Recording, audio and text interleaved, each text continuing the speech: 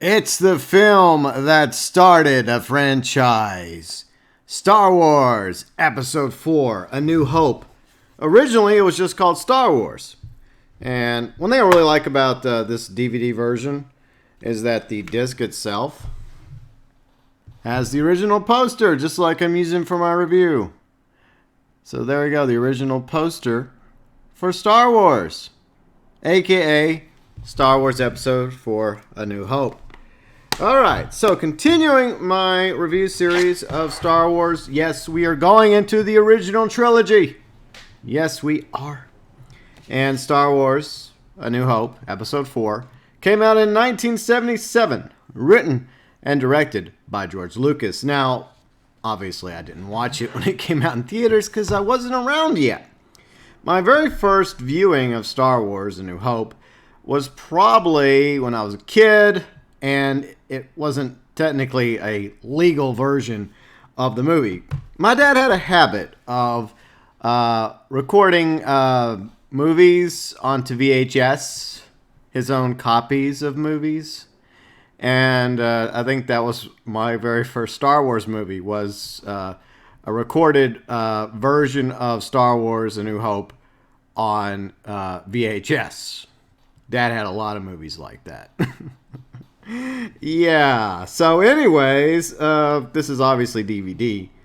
And see, Star Wars Episode 4, New Hope, starred Mark Hamill as Luke Skywalker, Carrie Fisher as Leia Organa, Harrison Ford as Han Solo, Sir Alec Guinness as an older Obi-Wan Kenobi, Peter Cushing as Tarkin, Anthony Daniels, C-3PO, Kenny Baker as R2-D2, Peter Mayhew as Chewbacca, as well as David Prowse and James Earl Jones.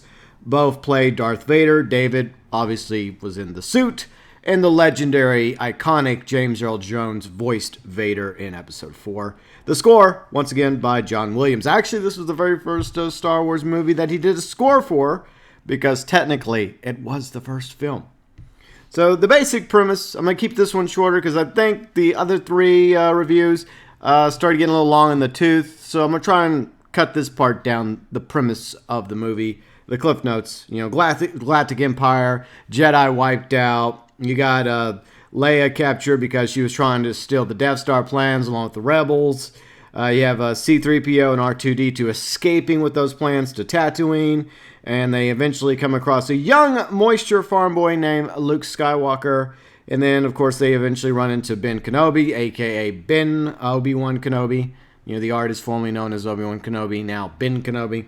And then, of course, unfortunately, Owen and Beru gets killed by stormtroopers, which was Luke's aunt and uncle. Then Luke, Obi-Wan, the droids head off to Mos Eisley in order to run into some, smugglers named Han Solo and Chewbacca. And then, of course, Han does shoot first. So this is not the original version of Star Wars Episode 4, New Hope. And this version is wrong. Solo does shoot first. He will always shoot first, in my opinion. Now, see, of course, they head off to Alderaan. But unfortunately, the Death Star destroys Alderaan before they can get there. I guess fortunately, because if they would have been on Alderaan before it was destroyed, then you would have lost most of the cast of the original trilogy.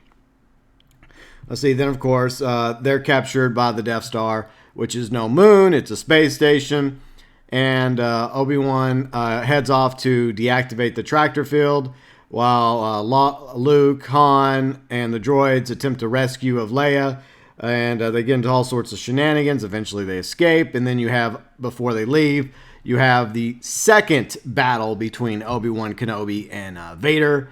And this one doesn't end so well for Obi-Wan, but he gets struck down. But he becomes more powerful than anything Vader could ever imagine. And, of course, everyone escapes except for Obi-Wan aboard the Millennium Falcon. And even though they've escaped, Leia's convinced that there's a tracking device on the Millennium Falcon. Of course, Vader had a tracking device put on there. And, Tarkin's taking a great risk. And so they track the rebels to Yavin 4. And then a final desperate fight breaks out where you have X-Wings and Y-Wings flying off after they've discovered the weakness of the Death Star. Lots of Y-Wings and X-Wings are destroyed, including poor Porkins, Biggs, a few others. But Wedge survives. Luke is nearly killed by Darth Vader, even though Darth Vader senses the Force is strong in this one. And then Han and Chewbacca swoop in at the last second in the Millennium Falcon to save the day, allowing Luke time to fire off his missiles in order to destroy the Death Star. And the only one that survives the Death Star on the Empire side is Darth Vader, who flies off in his TIE Advanced. Meanwhile, on Yavin 4, there's a celebration, awards are handed out, medals, and a good old time was had. So this was the very first movie in the Star Wars franchise, the one that started it all.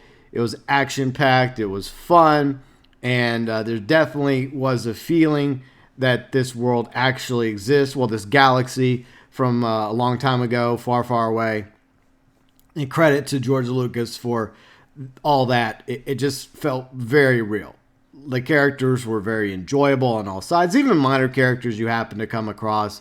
And all the actors, all the actresses, the main cast, the supporting cast did a great job, along with the entire production team. And of course, credit as always to the visionary behind Star Wars, George Lucas, who wrote and directed Star Wars, aka Star Wars Episode 4, A New Hope.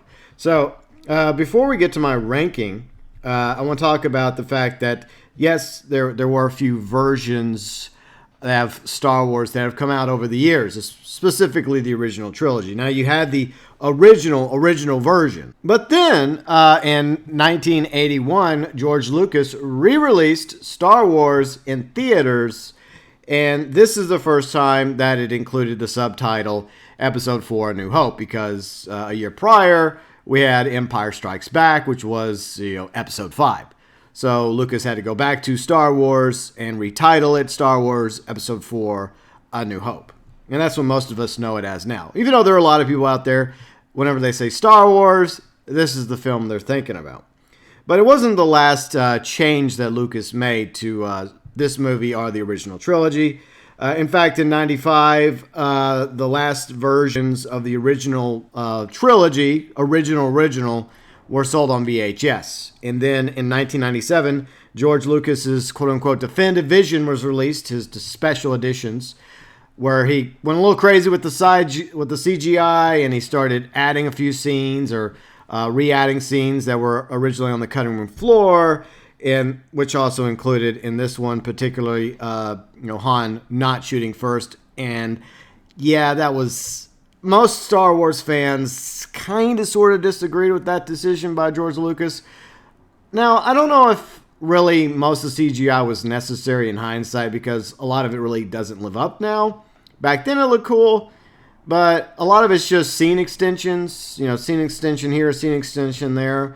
The Han Chewbacca scene around the Millennium Falcon wasn't really necessary. I think they actually went back and they redid Chewbacca again, because originally, the original version, Jabba. So the original version of Jabba was actually human. And then they did the 95 CGI version of Jabba. And then they did another version of Jabba later on that looked a little bit better. I think that's correct. But that scene wasn't really necessary, because it's kind of a rehash of the Greedo scene at the cantina with Han. And of course, that scene should have never happened with Han not shooting first. He'll always shoot first. How many times I got to say that, George? He did shoot first. And I would say that the only things that I think that were necessary was cleaning it up, making it look nicer, and as well as maybe some of the space battles. I kind of understood that being improved, especially the battle of Yavin, with the showing more squadrons of X-Wings, as well as the planets like the gas giant and Yavin 4 and Tatooine. It did look better. It did look considerably better, and Alderaan being blown to bits, and then the Death Star being blown to bits. So graphically, I can understand some improvements being made, but there's other parts that Lucas should have just left alone, like a certain scene in the cantina that I have mentioned at least once or twice. And then 2004, we got the DVD version. I think this is the DVD version, so that's how old this is. I've had it for quite a while. And then 2011, the Blu-ray with even more alterations made to the prequel trilogy as well as original trilogy. And no, I don't have the Blu-ray version. I just have the DVD version. It's just fine the way it is. Okay, so how do I rank Star Wars Episode 4, A New Hope? How would I rank that? This is a tough one. This is a really tough one for me. Because I do love the original trilogy. I love all three movies. And I think together, combined, they're fantastic. But I have to pick one. I have to pick, one as the best of the three. And this one was not easy for me to do. Because I've gone back and forth over the years. Sometimes I loved Empire Strikes Back more. Sometimes I love New Hope more. So this one is going to be very difficult for me. But since it was the first of the franchise, without this movie, there would be no Star Wars franchise. I'm going to give first place to Star Wars: A New Hope. So there. I know Empire Strikes Back fans are angry with me. I am an Empire Strikes Back fan. It's a close second. So spoilers, I just spoiled Empire Strikes Back. Which means I also spoiled Return of the Jedi. Because of course I'm going to put Return of the Jedi in third place. So yeah, but for those of you that stay till the end of this video, yeah, I guess I just unintentionally spoiled the rankings of my original trilogy. But anyway, so I think it's obvious why I put A New Hope first place. It was the first Star Wars movie I watched when I was a kid on a bootlegged version that my dad recorded on the VHS. Taking it from like the original version of VHS to home video VHS. Yeah, thanks, Dad. So of course, this is the one that started the franchise, and that's why Star Wars: A New Hope will always be number one in my opinion, even though, like I said, Empire Strikes Back is definitely a close second. So that is pretty much my review of Star Wars Episode 4, A New Hope. It is, in my opinion, the best of the Star Wars movies because it was the first. It was the first.